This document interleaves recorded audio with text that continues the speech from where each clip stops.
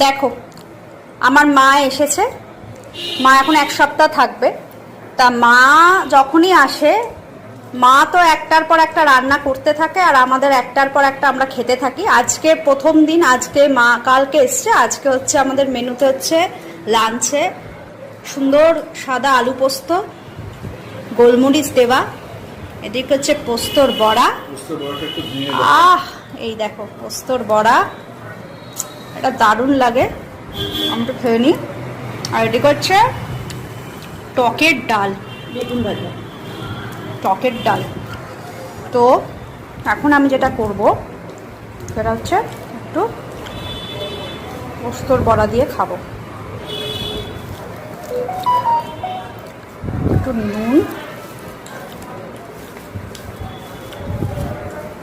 তোমরা বলো তোমাদের কার কার এইরকম লাঞ্চ পছন্দ। মাছটা দেখিয়েছো জাস্ট ফাটাফাটি।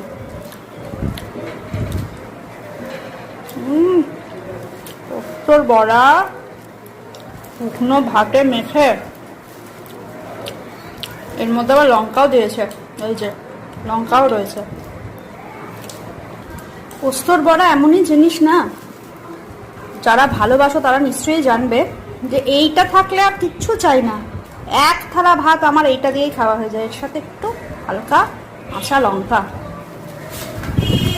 যদিও বা মা দিয়েছে লঙ্কা, তাও ঝাল ঝাল দারুণ লাগে।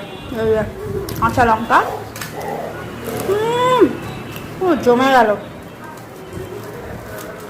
এইবার নেক্সট আইটেমে যাচ্ছি, সেটা হচ্ছে আলু পোস্ত। যে গোলমরিচ দেওয়া দেখতে পাচ্ছ, গোলমরিচ দেওয়া আলু পোস্ত, আর এর সাথে মিশিয়ে নাও টকের ডাল। এটা একটু পরে খাবো। এই যে শুকনো লঙ্কাটা দিয়েছে না, একটু চটকে নাও এটার মধ্যে, চটকে নিয়ে এইবার জাস্ট